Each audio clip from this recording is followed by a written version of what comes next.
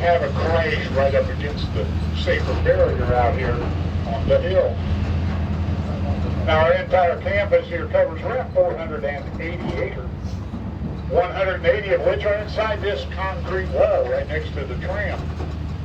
Now that's enough space that we could go around the state of Florida and collect 15 other stadiums and arenas and put them in our infield.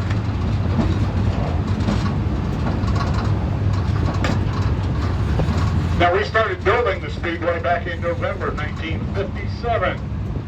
It was completed in time for the inaugural 500-mile race on February 22nd of 1959. That's right, it was only 14 months, but it only was the racing surface and a small grandstand right at the start-finish line. Now I'm going to hold up here for just a minute or two. If you guys would like to stand up and get some pictures of that infield, this is probably your best spot to get the whole thing. Now if you look off on the right-hand side, you see our new stadium, venue, grandstand, whatever you care to refer to it. I usually call it a stadium because when we get inside later, you'll see it looks very much like an NFL or Major League ballpark. Now what you're looking at there, folks, is 101,500 seats. That does not include up to 2,500 people or so that will be in that glass enclosed suite area in the center. Now that hill you're looking at will be on the other side of it here very shortly. But over on the left-hand side, you see that lake out there. That's Lake Lloyd. It's named after J. Saxton Lloyd. Sax was a car dealer downtown. He had a Pontiac Cadillac dealership and was Big Bill France's first employer when Bill showed up in Daytona. So when they opened the Speedway in '59, Bill decided to name it after his buddy. I'll tell you a little bit more about that when we get down there. So if you finish up that last shot, we'll move on.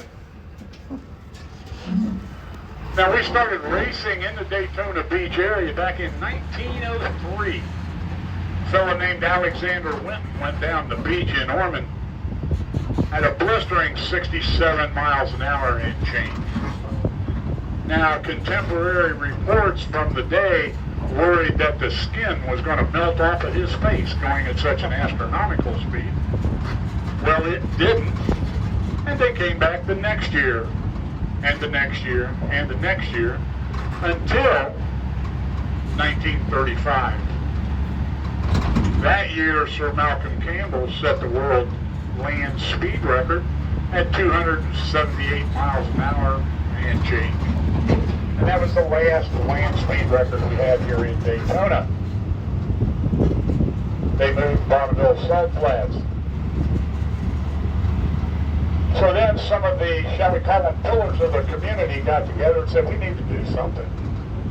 Well, one of them raised his hand and said, you know, I hear there's some young men up in the Carolinas and Georgia that pretty much make their living outrunning the police. And of course, being young men, they also tried to outrun each other. Let's get some of them to come down with their stock cars and run them out on the beach. There you go. Let's say the stock car history began at that point.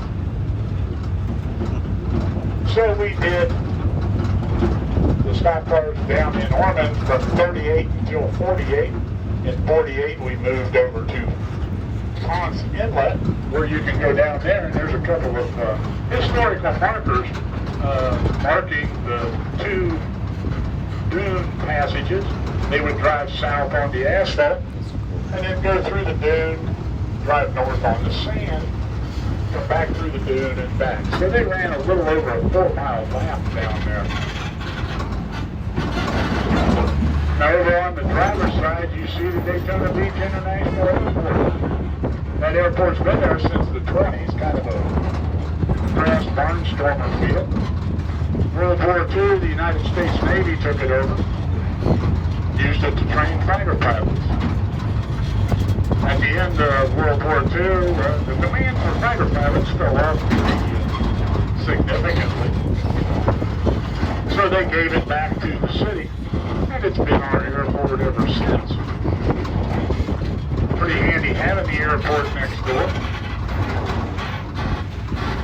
Fans, drivers, and owners can fly into town and literally walk across the street to get to the events, and then, of course, go back home afterwards. It's also nice having the airport next door because they don't squawk about the noise we make. Now, get your cameras up, because on the driver's side, you're going to get an absolute wonderful shot of the entire super stretch here at Daytona.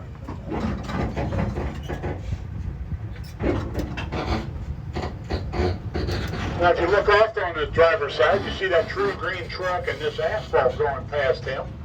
This is actually part of our road course. We call it the bus stop, but it's a chicane here that all the sports cars and motorcycles have to use. Its basic purpose is to slow them down so that they don't launch themselves into the airport off of turn 3. Now, from the exit of turn 2 to the beginning of turn 3, it's 3,400 feet. It's 3,000 feet around turns 3 and 4, 3,800 feet down the front stretch, and then another 3,000 over on the 1 and 2. Now, right outside the racetrack, you see one of our Sunoco spotter stands. There's 4 of those. We'll see another one here when we come out of turn 4.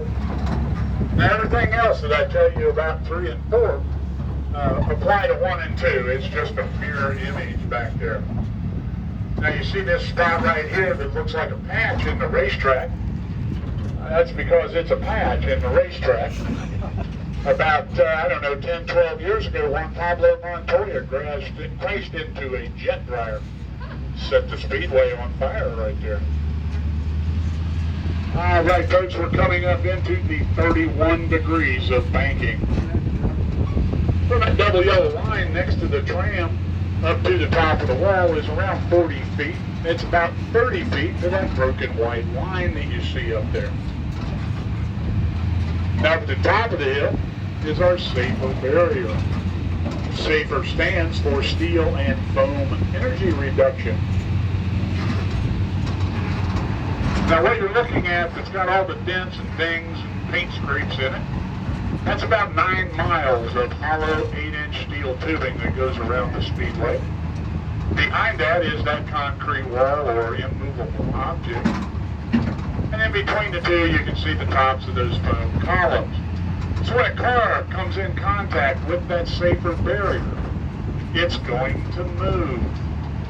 Because it's not attached to the racetrack, it's just floating out there.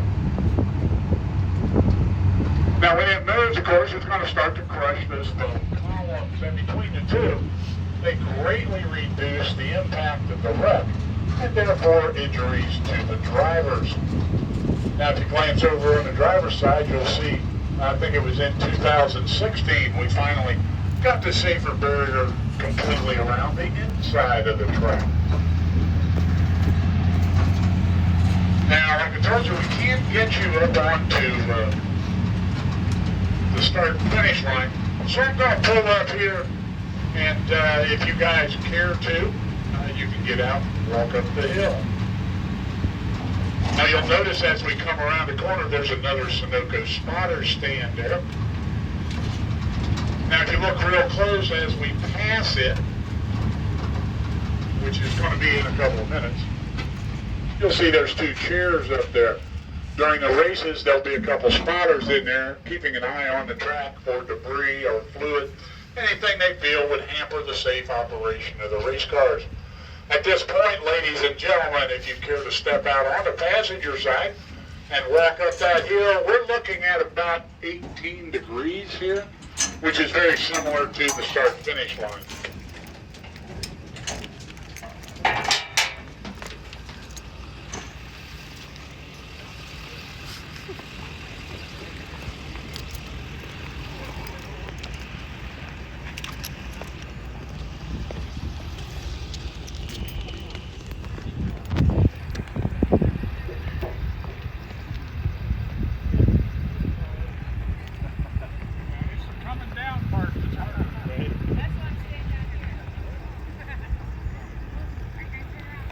right, folks, anybody got any questions so far?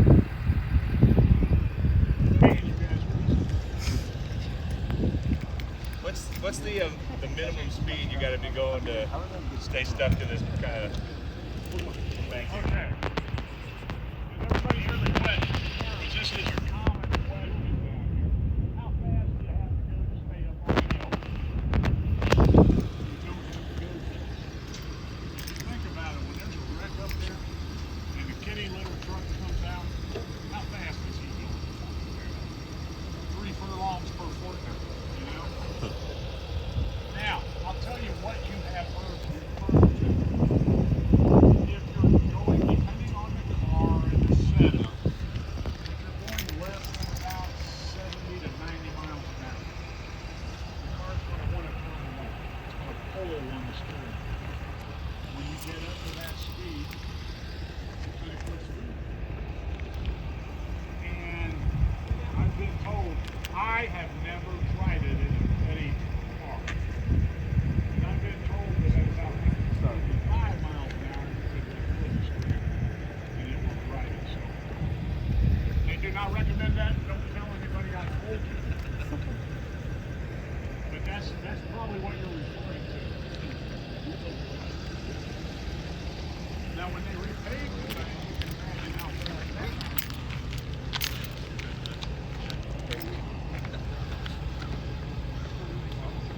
Any other questions? Thank you. Sure. All right, well, start inching your way back to the tram. And if you're in flip-flops or sandals, please be extra careful. Yeah, as you're coming down the hill, just head for the tram. It'll break your movement.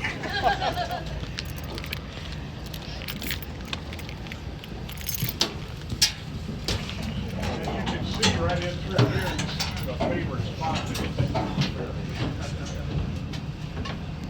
Okay, that's awesome. Get a better view of her. Maybe just a couple times.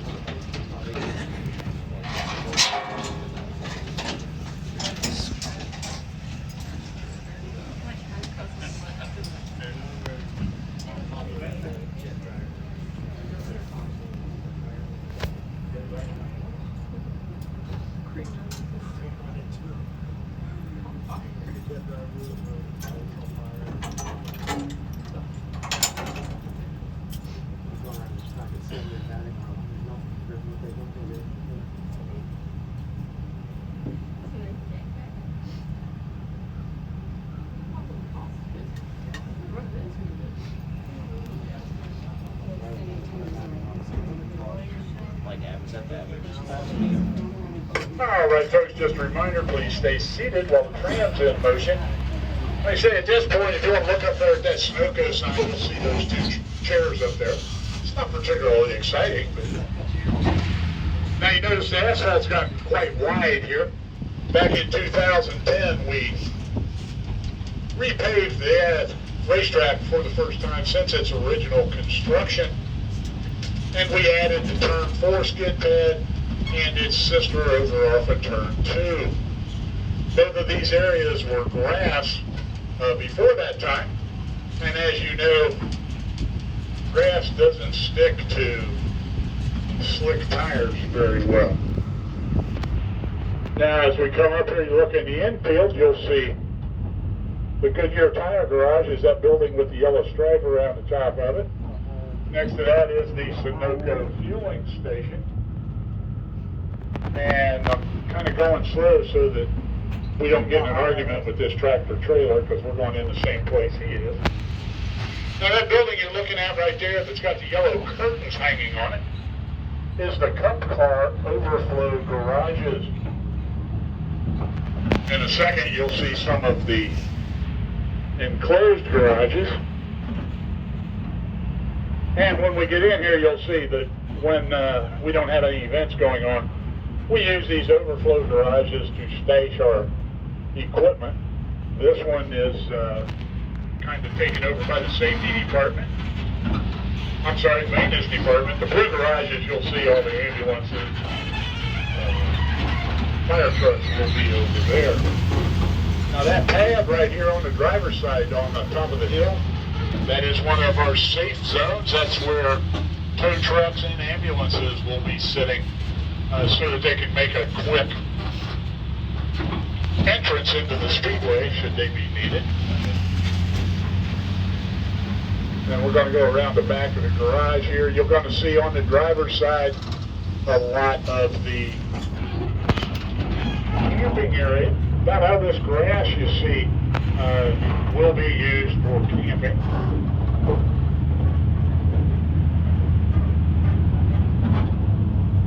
Now we're going to turn on to Green Street. We do kind of have names for all these streets out here. To get another view of the overflow garage. This empty spot over here on the driver's side, we refer to that as the truck pad. You see, when the Camping World trucks get here at Speedway, we are out of garages. So they bring their portable garages in and set up inside that fence. This building right here is our infield care center. That's staffed with the right people and the equipment to handle everything from a sunburn to the trauma of a crash out on the speedway. In this area right here is the drivers and owners campground. You see those concrete slabs for motor coaches to sit on. And that little playground, a lot of these drivers do have small children.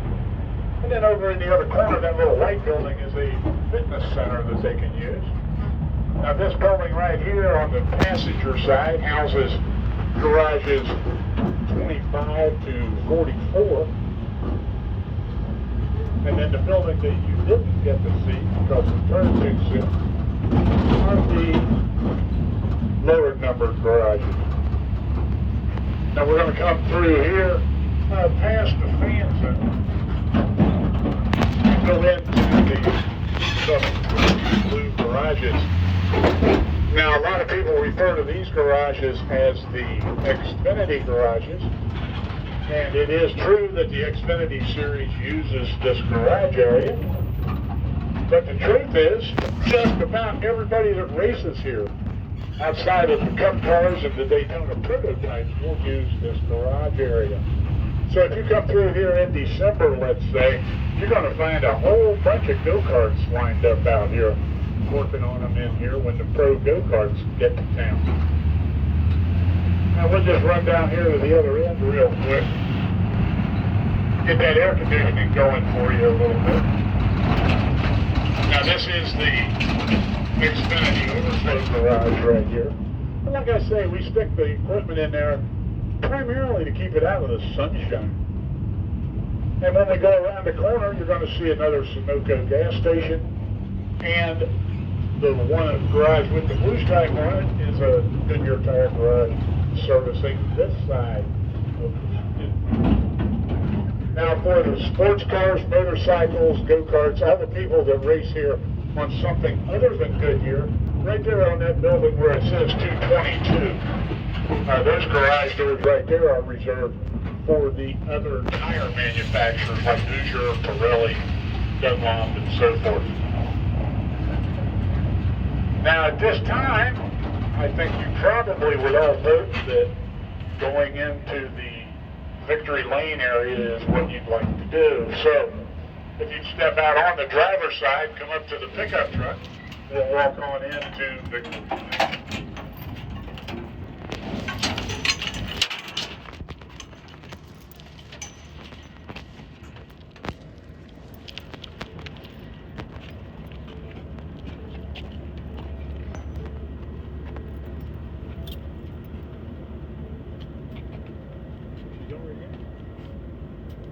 Okay.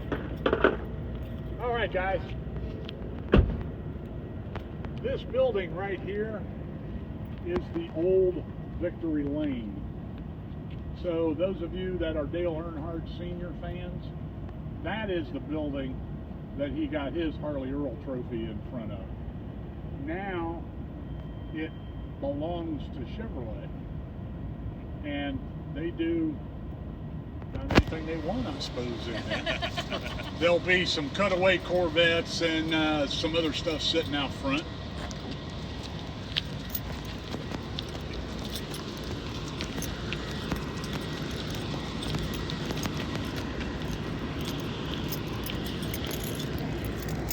See, this is one of these things that I don't understand because I'm not a horticulturist or whatever, but the ball field is all grass.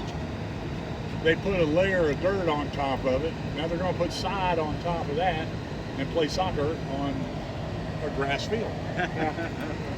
Anyhow, this is the Rolex chute.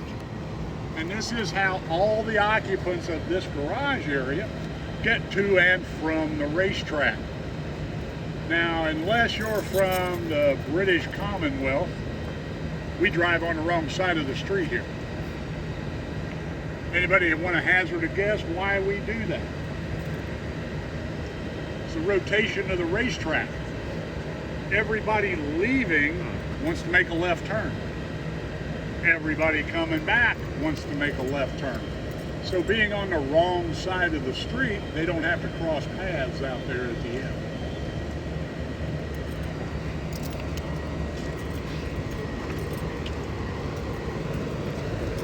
This should give you a good idea why we call it the Rolex chute.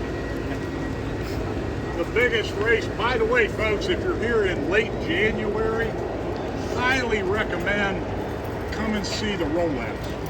It's the most affordable big-time racing you can ever get to. Get 4 days of racing, and I think last year the ticket was like $250 for all 4 days. So, like I said, everybody comes and goes this way. Now, when we get up here a little bit farther,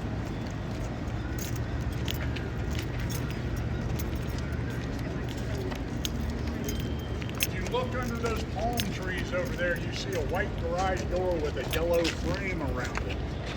That is the Cup Car Inspection Garage. Winning car and 3 randomly chosen cars have to go back through inspection at the end of the race. Now, for some reason or another, we randomly choose the 2nd, 3rd, and 4th place cars every year. 2nd place car makes sense. If somehow or other the winner gets disqualified, you don't want to have to mess around with the next guy. So, it comes out that garage door, they push it through a hole in the fence, and it'll come through a gate just like this that you can see over on the other side. It's going to wind up right here where you guys want to take your picture.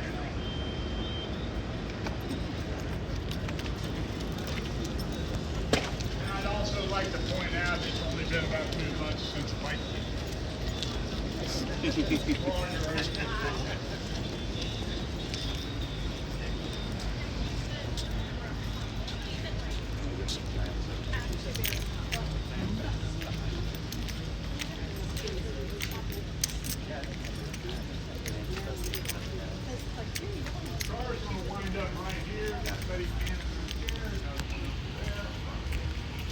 While you guys are taking your pictures, I'll tell you a little bit about this building we're standing in front of. This is the Daytona 500 Club. And this is where our well-heeled race fans get to watch the races. The first floor is a banquet hall. Pretty much the whole thing. There are some offices over there, but the caterer uses that to feed all the people that are in this building. The second floor, my personal favorite in the whole property, is a bar lounge that goes end to end. Third floor, corporate suites. Now these are not just car sponsor corporations. These are the corporations that are integral to NASCAR racing. Goodyear Tire and Rubber's up there. Sunoco's up there. And a couple other companies that are big into racing in general. Now up on the roof is President's Row. You can actually throw a few more bucks at us and watch the race from up there on the roof. Now, you can spend all day up there. There are restrooms on the roof. The caterer will bring your food to you. The bartenders will bring your drinks up to you. Great place to be. Now you can see there's monitors hanging on the roof there. You can't see the seats that are up there. Now, across the street over here. Now don't look at me because I'm looking at the reflection to remember what I'm talking about. If you look over here, you see that glass enclosed area. There are 60 suites in there. Now this is where the people are that you'd expect. This is where Home Depot, Procter & Gamble, which is Tide, all those car sponsor corporations, a lot of them have suites over there. Now, usually somebody asks what's it cost to be there. The people that are in those suites generally get there for free. The corporation uses those suites as perks. If you say sold the most typing paper in New England last year, Office Depot will hand you a couple tickets and say enjoy the race. Or they're choosing vendors, so forth.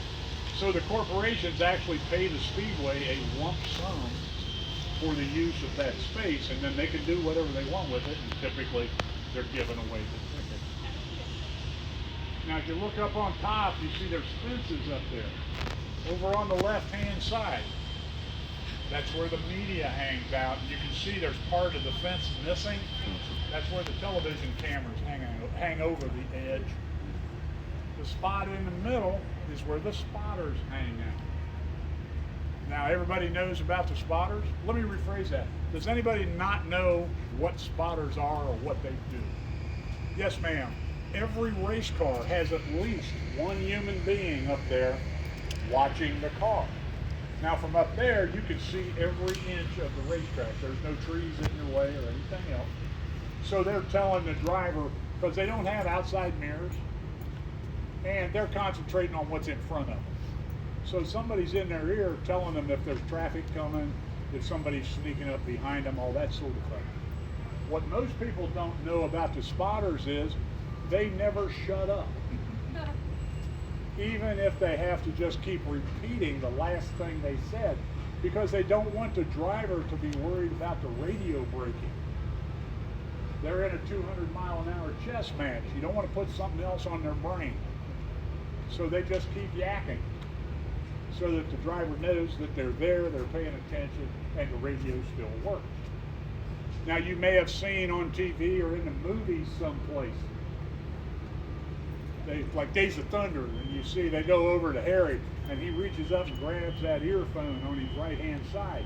What he's actually doing is pushing a button on top of that earphone, which knocks the spotter off the air so that he can talk to the driver or she to whatever information they want to get to. The one on the right hand side, I've taken years to learn to use my right hand to point left. So anyhow, on the right-hand side, that's where the people in the suites, should they get tired of air conditioning and drinks and food and stuff, they can go up in that spot. That's their place in the sky, should they want to go up there. Let's see, what else about that? Okay, if you start over here, bottom layer of the glass, that's the press box. The press box is very small, because today we've got Wi-Fi every place on the property, and all these journalists have laptops, so they can go wherever they want. So the press box is very small. Next to them is MRN. That's Motor Racing Network, it's radio network. Next to them, under the, about the L&D, is where DW and the boys hang out and do the TV broadcast.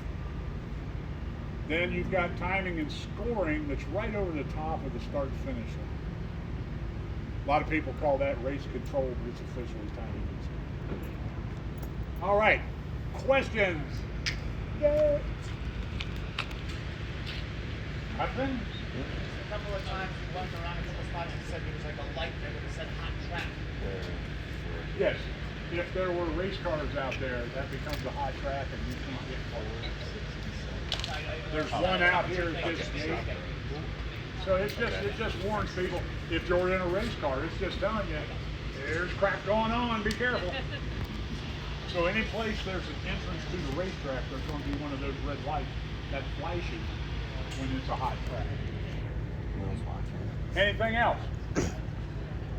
All right, well, let's head back to the tram and we'll go on to our next stop. That's out of that lane. Oh, by the way, folks, the black and white seats That pretty much represents the length of that original grandstand. But it was only as high as the speckled seats underneath them. Just to give you a relativity of what was when they first started out. Which was enough to go right.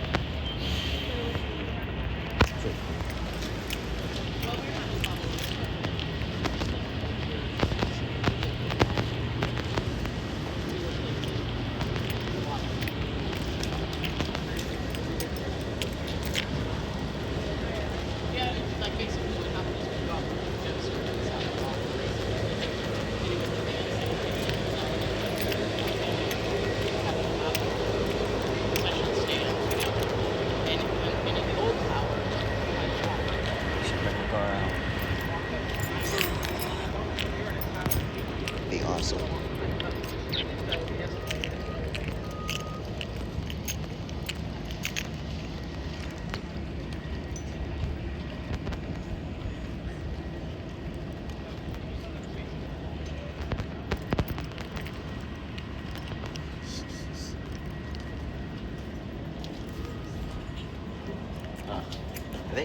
They're sitting behind us, right?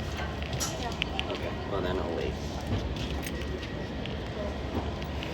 Or then we'll walk in. I don't know. Whatever.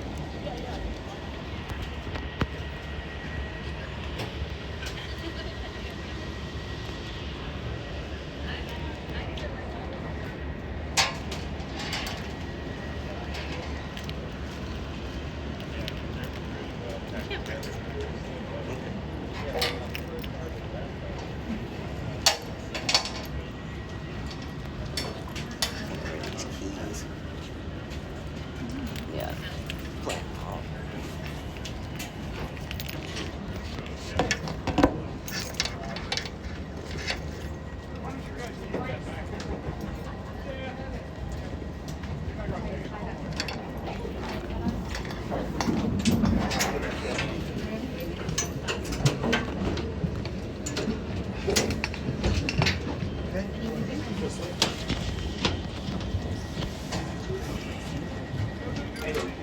I knew you could see there's a thing that's overflexed around balls and it's hard to do that. It's more than like. It's like They put the bumper up against the fence, and then of course the business end is pointed towards the garages where they're doing the work. We do not supply them anything. There are white lines on the floor in there. There are light bulbs and there are trash cans. Everything else comes in that truck with truck concrete. That way they can't accuse us of giving more compressed air to that guy than the one down at this end.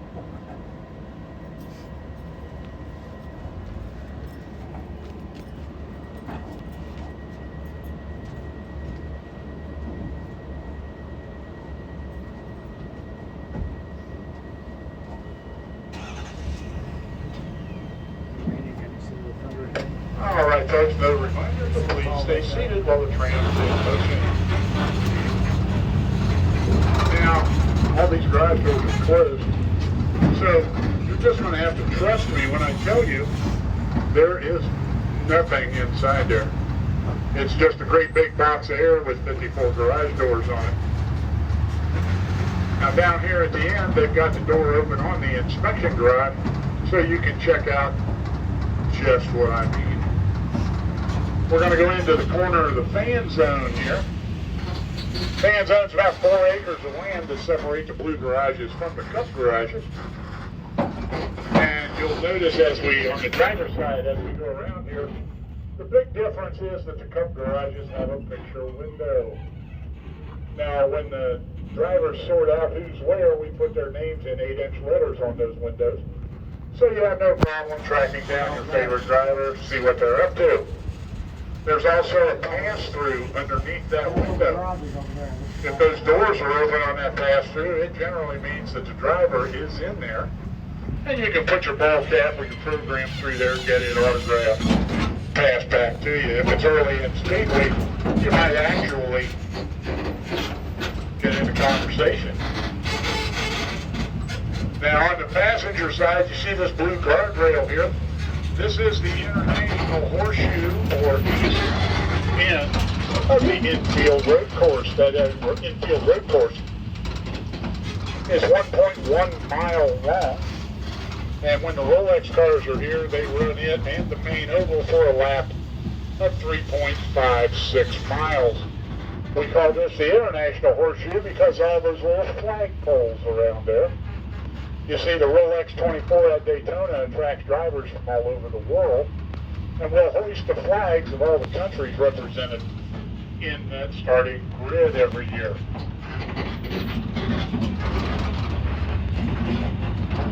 Now on the driver's side, that's our tram plaza and some of the midway. On the passenger side is our infield midway. During the events, that'll be filled with vendors selling everything from food items and carnival games to driver memorabilia, car parts, anything you think a race fan might want to buy. That little gray building that we went past just a second ago is the Boardwalk Club. Now it's a little banquet hall that, just like back home, you can rent that for social events, should you choose, when nothing's going on here. But during our big events, that becomes the main information booth and central gathering spot for the 35 to 50,000 people that will be in the campground.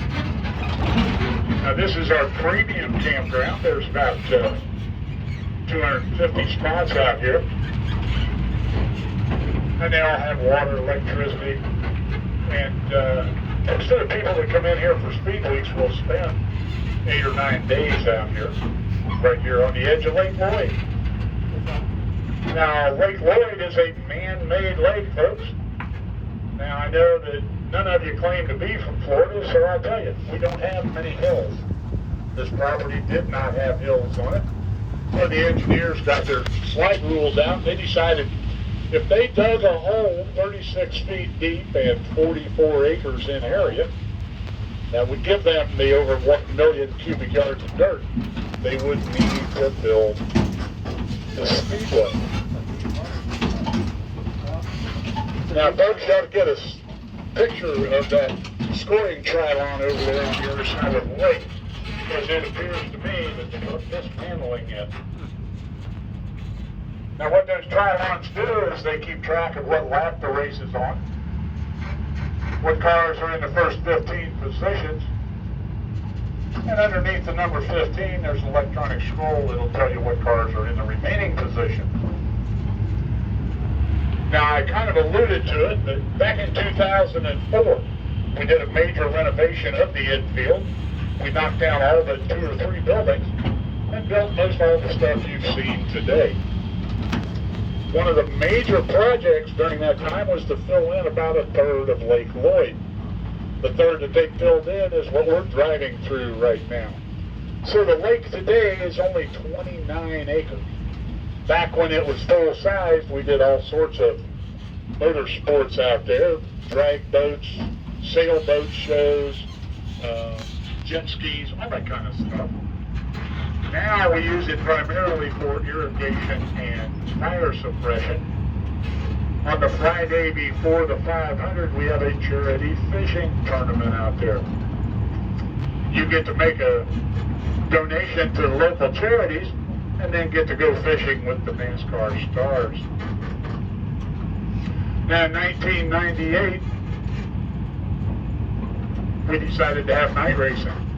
Contracted with Musco Lighting out of Iowa. They're specialists in stadium lighting.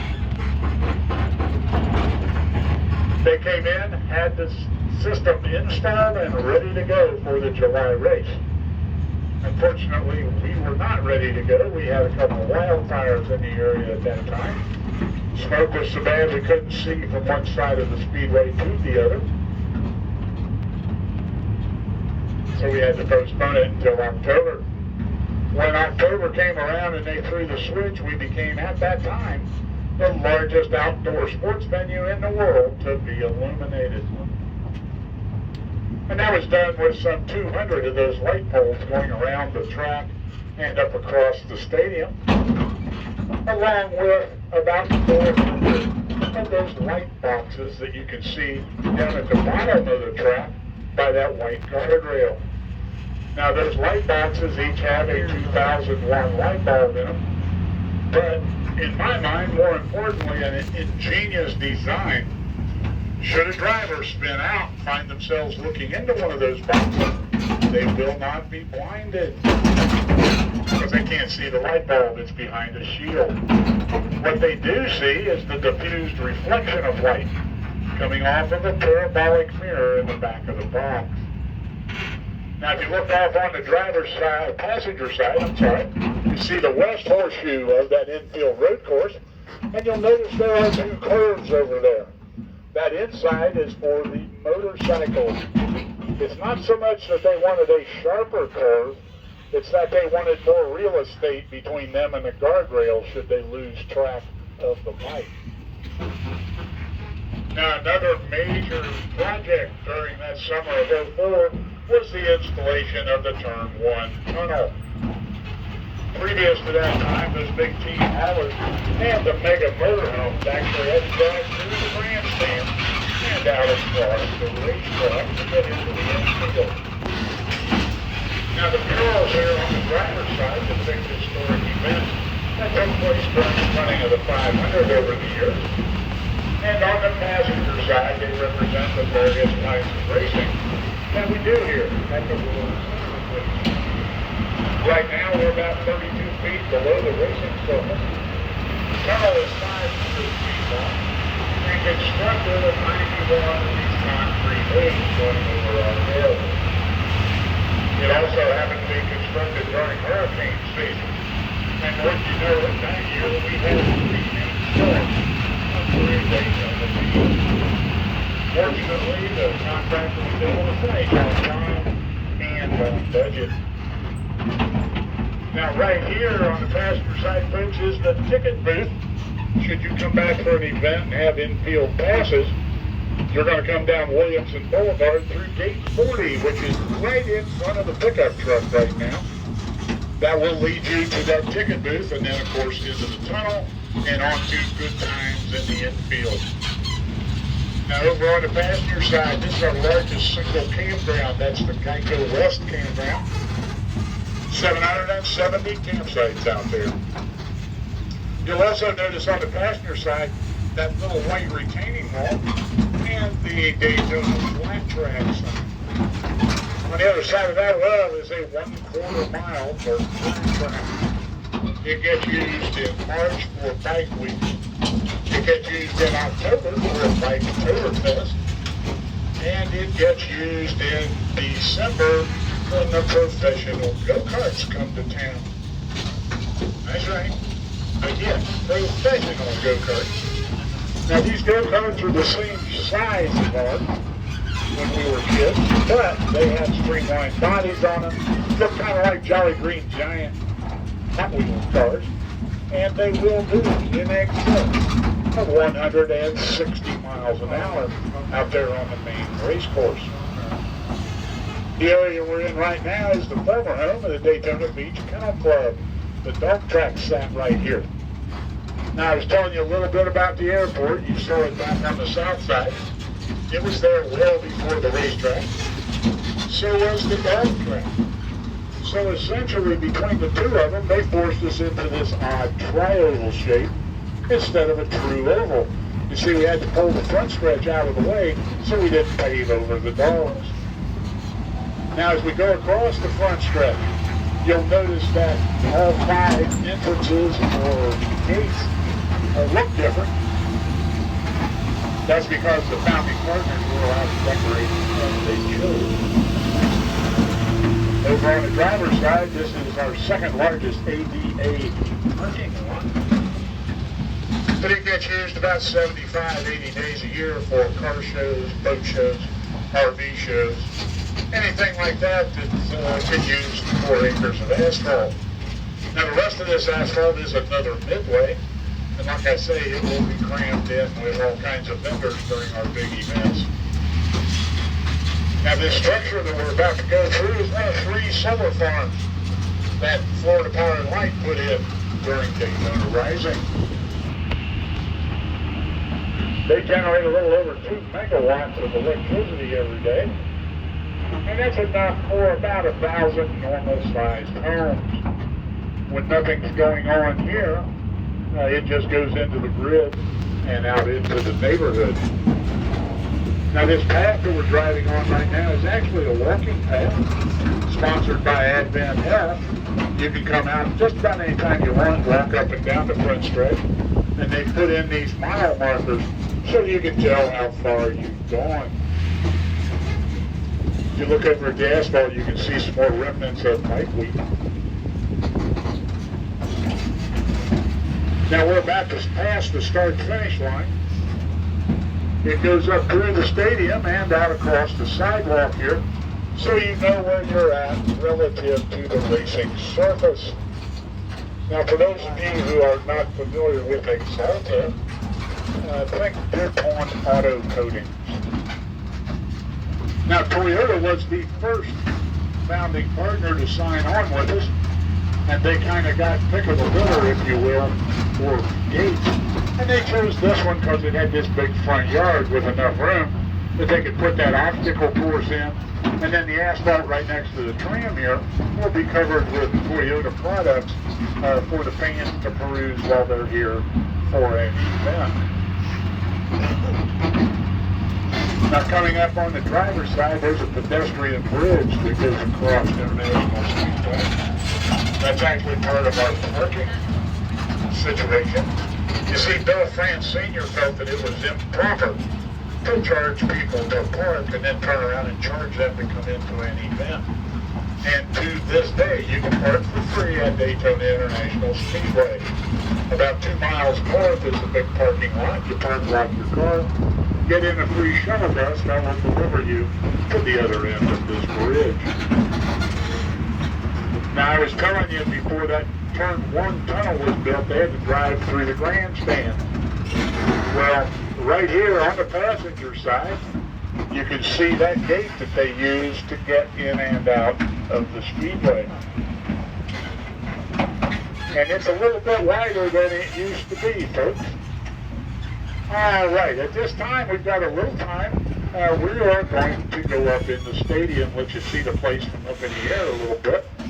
So if you'd step out on the passenger side, we're going to go through one of those gates and get you upstairs real quick.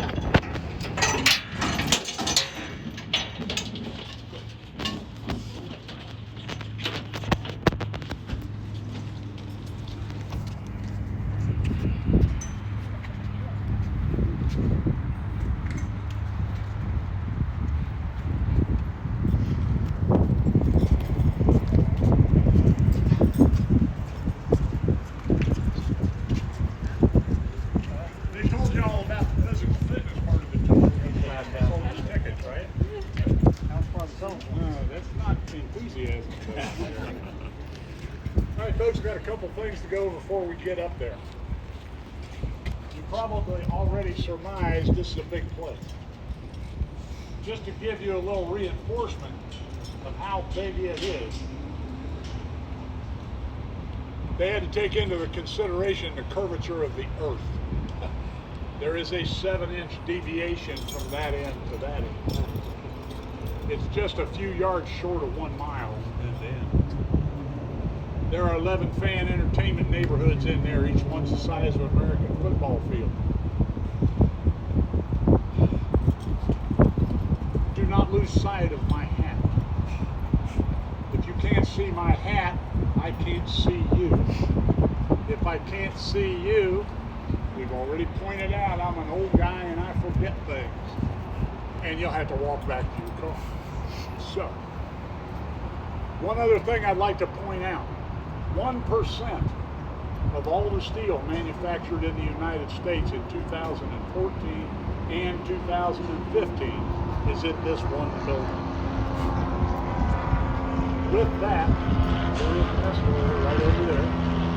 If you don't want to run up the stairs, and there's always some smart person who wants to run up the stairs. Head over to the escalator, and I'll meet you up at the top. Now I know a lot more minutia about this building that nobody generally cares.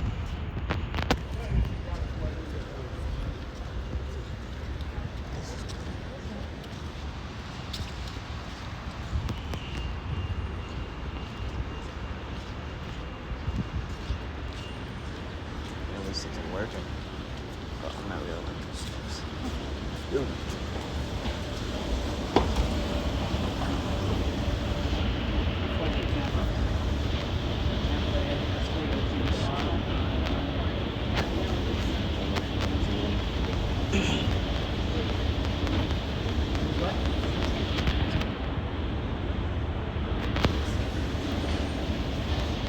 That's pretty.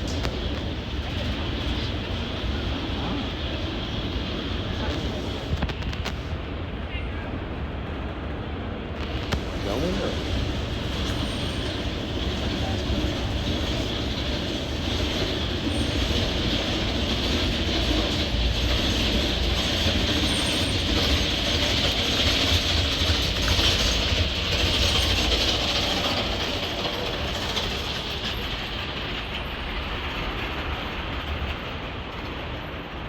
That's good.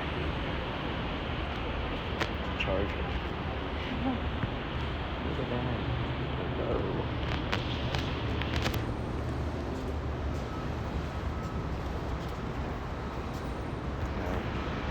I like this.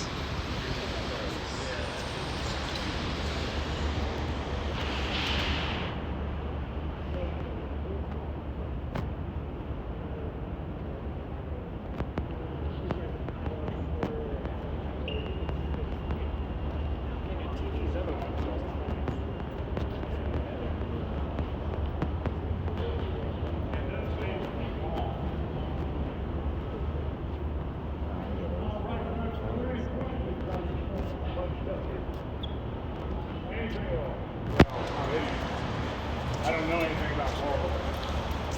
See, this one. Okay, folks, just go ahead and head on out this passageway right here. You get a good look at the place. This is level 1, 3 and 4. 2 is actually Better get a full video.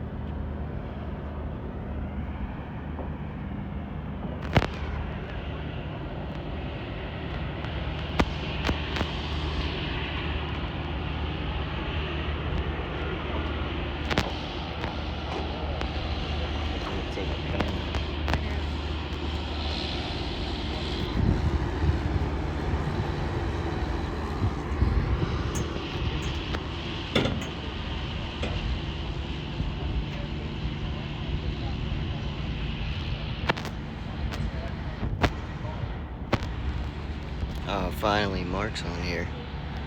About time. I've been waiting for him. Mark, where you been? If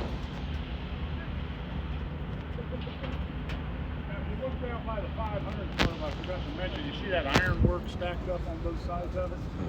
Those hold 40-foot by 80-foot Megatron TVs that they stand. Now the one closest to us, if you look really, really close, you'll see there's a crane on the back side of it.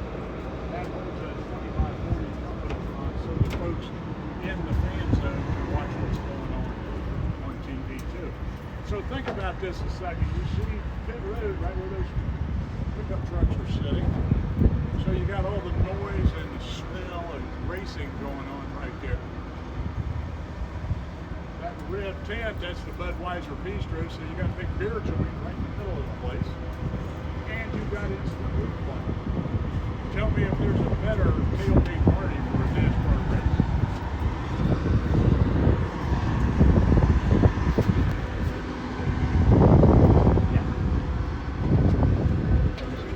What's that? Sign, you can kind of see where the sign is.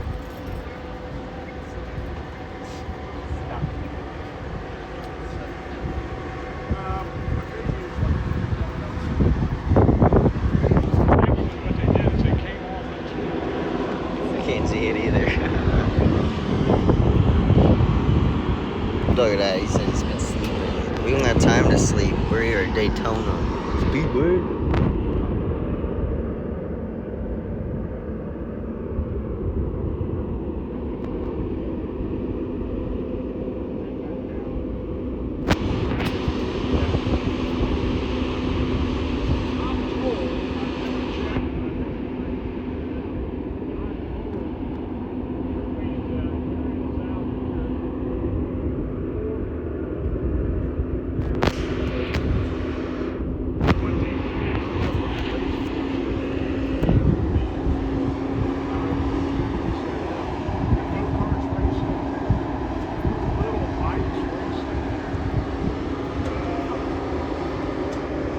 Doing this for you.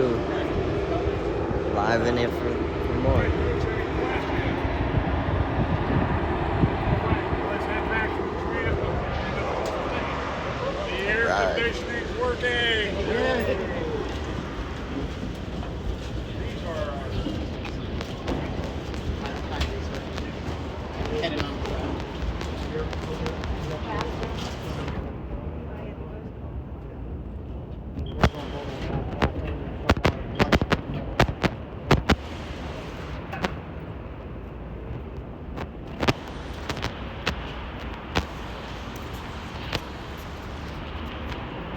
I was looking at the cars.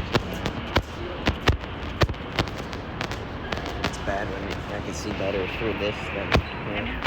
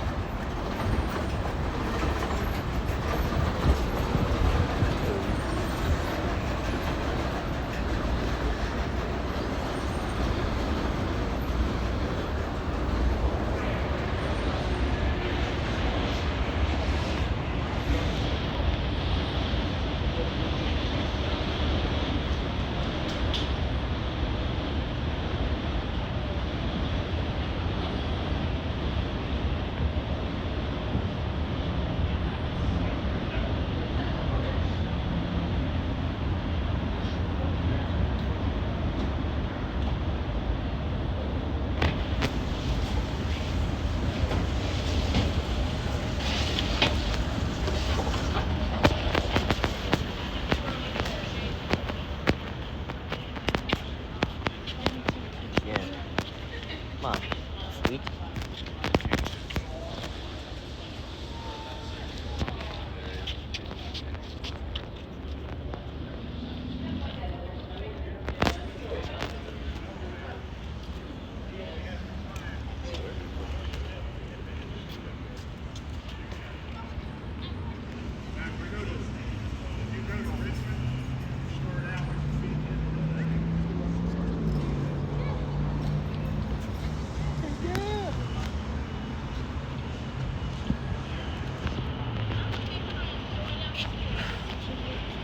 Nice machine. I know it hurts.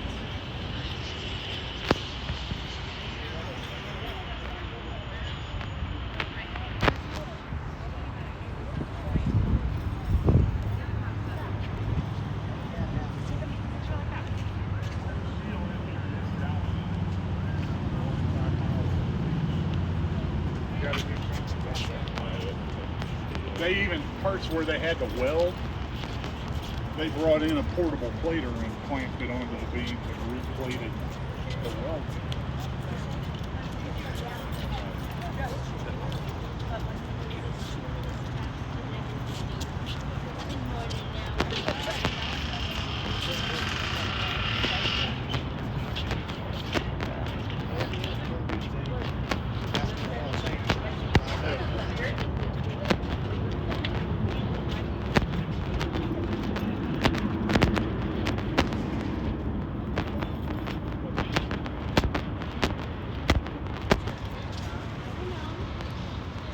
Still like the truck.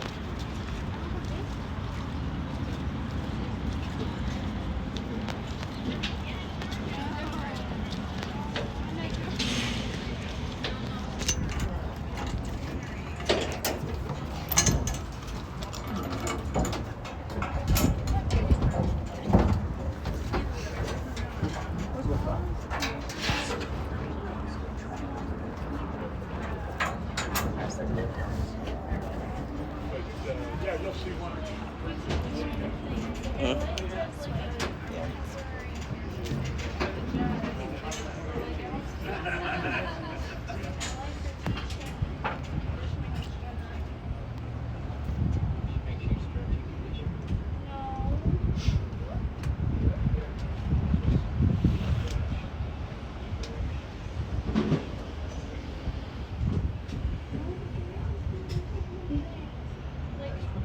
No, like, she wants us to be down in all of our splits, and like, I'm like pretty much down on my left, but after vacation, I'm pretty sure like I'm not gonna be like fully stretched out. Like, I'm just gonna, like,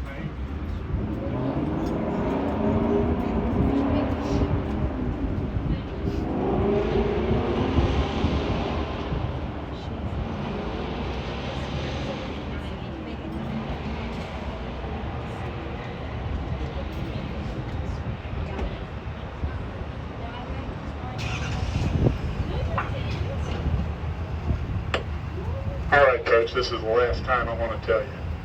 Please remain seated while the transmit motion. Now, if you look across the street, folks, you see that big glass building over there. That's the home office, so to speak.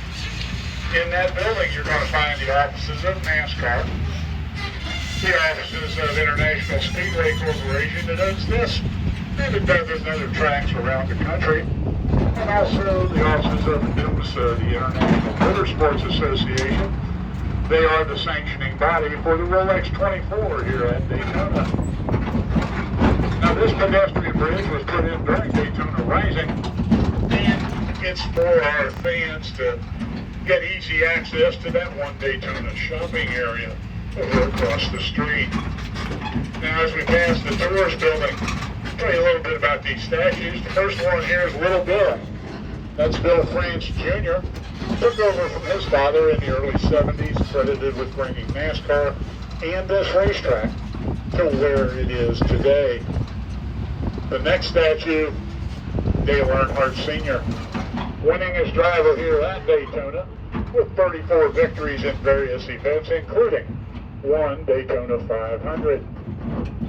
The last statue coming up here, Big Bill.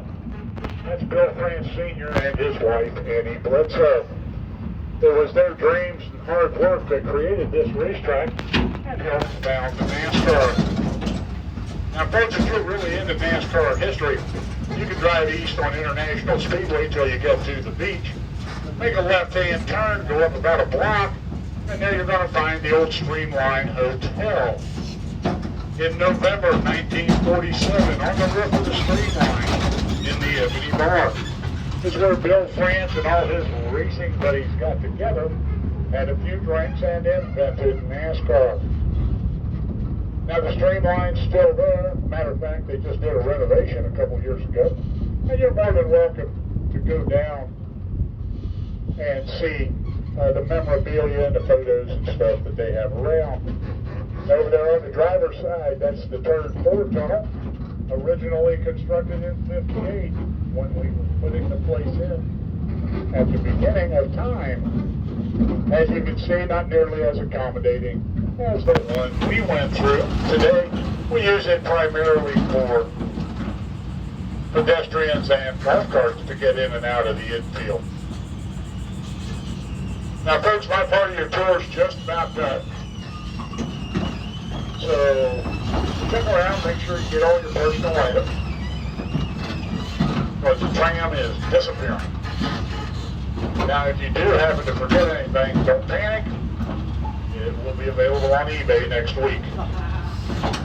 Now, when the tram comes to a stop, folks, if you would step out on the passenger side, we're going to go through those blue doors there into the Hall of Fame.